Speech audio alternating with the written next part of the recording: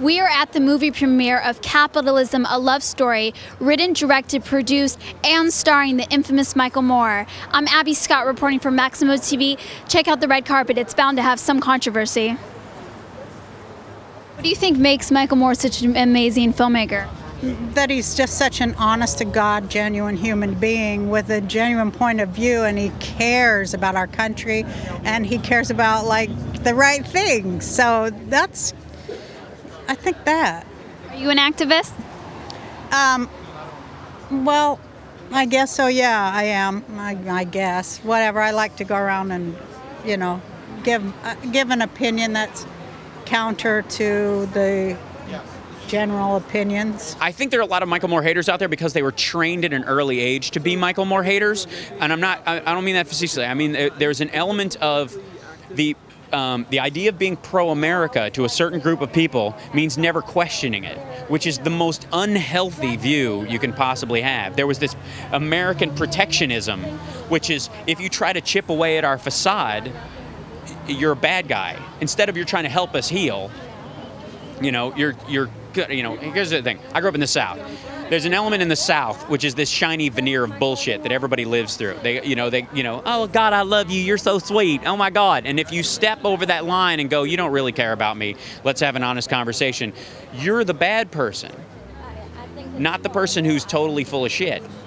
And when you're in a position where your industry, what you do for a living, in Michael Moore's case, is you make the case that we're living behind a facade. This is fake.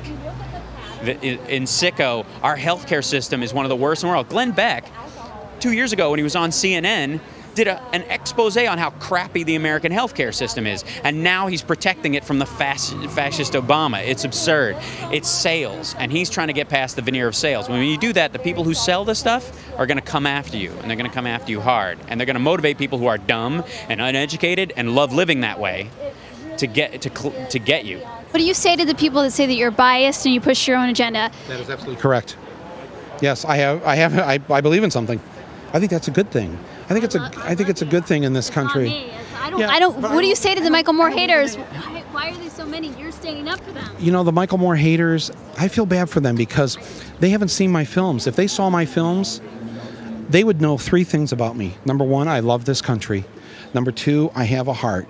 And number three, sometimes I'm funny. So even if you don't agree with me politically, if you just come to my movies, yeah, I think you'll have a good laugh. And what's the next big issue you're going to make a film about? I don't know yet, because you'll see at the end of this film that I'm not going to make a film until somebody does something. Why do you think the economy is in such bad shape right now? Because of the banks. Because the banks took advantage of the American people.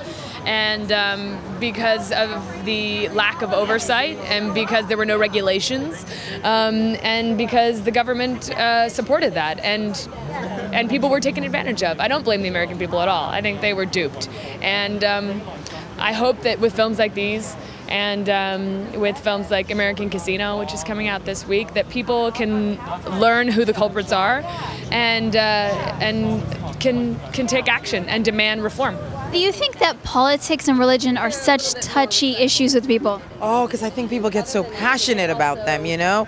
Politics it affects everybody. Religion affects everybody. So it's all such hot issues that I think it's hard to talk about, you know? I try not to talk about it at parties, because then it kills the buzz. What's your favorite Michael Moore movie and why? Oh, Fahrenheit 9/11.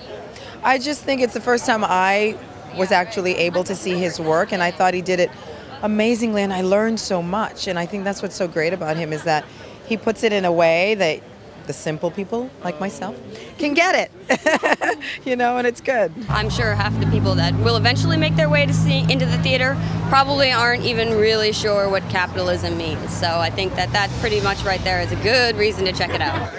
Bill, what prompted you to make Religulous? I love the movie. Thank you. I don't want to miss this one, though.